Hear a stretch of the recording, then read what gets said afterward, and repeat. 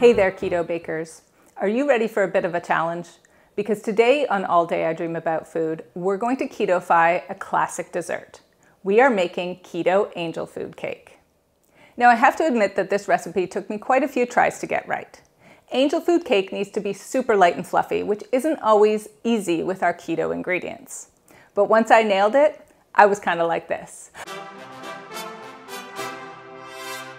Okay, I'm a dork. Now, angel food cake tends to intimidate a lot of people, but it's actually not that hard to make.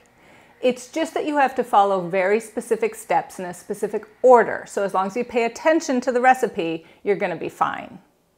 The first step is to prep our pan. You really do need a tube pan or an angel food cake pan like this one. This is a 10-inch tube pan. And it has a removable bottom so that I can get the cake in and out more easily. You don't want to grease your pan at all. Angel food basically needs to climb the sides of the bare metal pan. But you do want to line the bottom with parchment paper, which with a tube pan is a little difficult, so I'm going to show you how. I have a 9-inch circle of parchment here, but now we still need to cut it so that it fits over the column in the tube pan. So I'm just going to take my circle of parchment and fold it over several times until I have a cone. And then I'm just guessing how much of the cone I need to cut off, and we'll see if it worked. We can always cut off more. It doesn't have to be perfect. It's really just to help you release your cake from the bottom of the pan a little more easily. So there we go. We can fit it right over, push it down a bit, and make sure it fits nice and smoothly. And now with our pan all prepped, we can get started on the dry ingredients. The first thing I'm going to do is whisk together some granular swerve and some powdered swerve. Conventional angel food cake takes super fine sugar, and mixing these two together will give you a similar consistency. So I'm taking half a cup of swerve granular and half a cup of powdered swerve sweetener. And I'm just going to whisk them together so that they're nicely combined. Now we're going to prep our flour mixture. I have 1 3/4 cup of almond flour, and I'm adding half a cup of egg white protein powder. This is what helps make the cake light and fluffy and airy, just like real angel food cake. Now, I have only ever tried this recipe with egg white protein, but I have some readers who've said whey protein works just as well. Beyond those two, I honestly cannot guarantee the results if you choose a different kind of protein powder. Then we're going to add half of the sweetener, and we'll just whisk those together and break up any clumps of the almond flour. Okay, now this is where it starts getting quite specific. We have to sift our almond flour mixture several times to aerate it, break up any clumps, and make it super light and fluffy. So I have a sieve here. It kind of has an open mesh, not too tight, and I'm just going to pour my almond flour mixture in, and I'm going to shake it back and forth as the flour sifts through into the bottom bowl.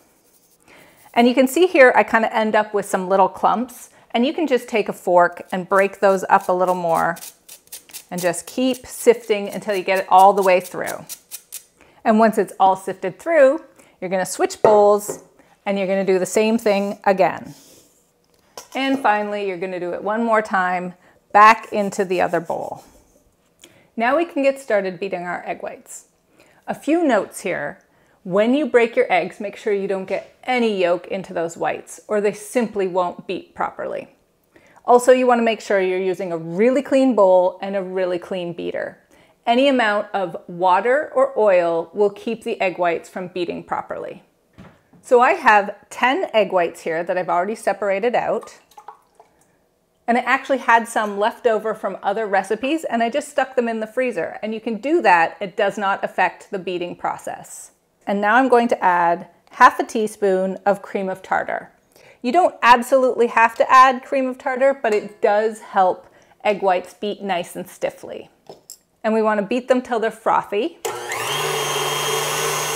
And once they're looking nice and frothy, you're going to slowly add the remaining sweetener while the beaters are running.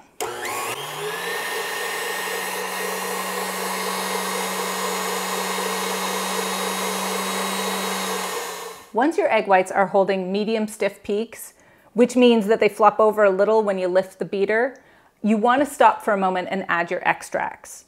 I am going to add 1 teaspoon of almond extract, and I'm going to add half a teaspoon of vanilla extract. If you just want to do vanilla, you could do 1.5 teaspoons of vanilla. Now we're going to continue to beat until we get stiff peaks. Okay, we're done, and you can see that my egg whites are holding nice stiff peaks here. They stay in the shape as you lift the beater, and we can get working on folding those together with our flour mixture. So you really want to take your time as you're folding these two mixtures together, because you really want to make sure it all combines well and you don't want to deflate your egg whites. So we're going to do this in 4 additions. I recommend a really good, big, flexible rubber spatula for getting at the bottom and scooping everything up. So we'll just sprinkle some over and we'll fold it together, scraping up from the bottom, scooping to the top, just taking your time with it. And then we'll do that again and carefully folding it together, making sure to scrape the bottom of the bowl and get everything in. And you really got to make sure it's well combined with no lumps and no streaks of uncombined egg white. So once that's looking well combined to you, you want to get it into your pan. So we've prepared our pan and it's ready to go. And you just want to sort of scoop it into the bottom carefully. You don't want to get too much on the sides of the pan.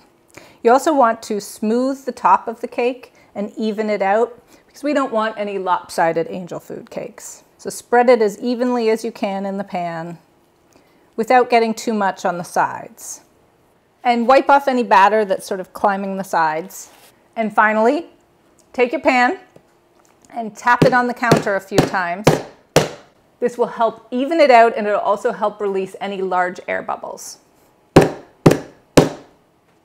Okay, fabulous. Our angel food cake is ready for the oven, and it goes in at 325 for about 40 to 50 minutes. You're looking for the top to be a uniform golden brown, and you're also looking for it to spring back when you lightly touch the top. Because most ovens don't heat things evenly, you want to turn the whole pan halfway through baking. So set your timer for about 20 to 25 minutes and turn it around at that time. Okay guys, I just took the angel food cake out of the oven. You can see here it's a beautiful golden brown, very even. And if you look closely, you can see that when I touch the top, it springs right back. So it is done. Now we need a little patience to let it cool. Traditional angel food cake actually has you turning it right upside down from the beginning, and that's what these little feet are for on your cake pan. But I have found that that actually gets it to kind of fall too much. So for the first 20 minutes, you want to leave it upright, and then after that, you're going to flip the whole cake up and set it on these little feet and let it cool completely. I think we're ready, guys. The angel food cake pan is cool to the touch, so I think we're ready to take it out. You can see I've had it hanging upside down for about 20 more minutes, and we're gonna see if we can get it out in one piece. Flip her back over and take a nice sharp knife on the small side so that you can easily get it between the cake and the edges of the pan. And you're just going to cut around. You're really trying to keep your knife as firmly against the edge of the pan as you can. But you are scraping off some of the outside because it has to stick to the pan to climb. There. I can feel it coming loose now, so that's good. And you also want to get the center part because that's stuck too.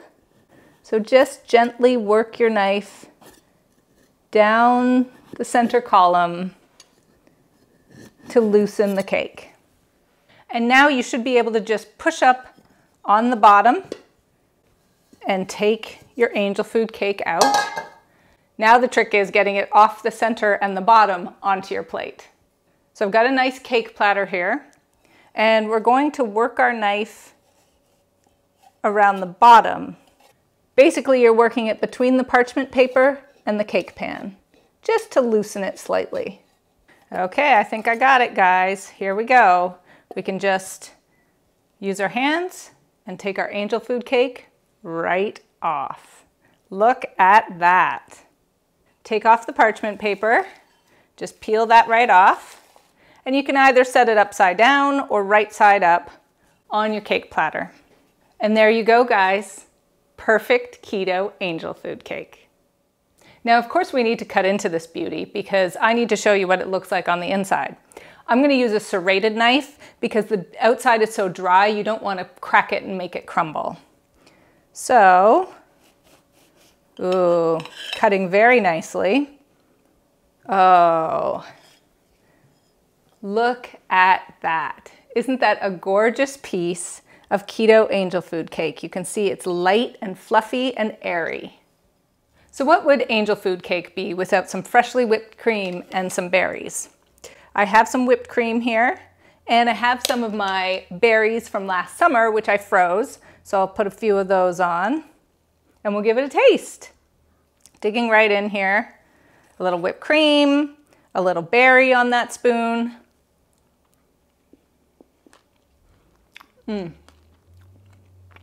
Oh my gosh, this is so delicious. And if you're an angel food cake fan and you're on a keto diet, you need this recipe. For gorgeous cakes like this and so much more, please check out alldayidreamaboutfood.com.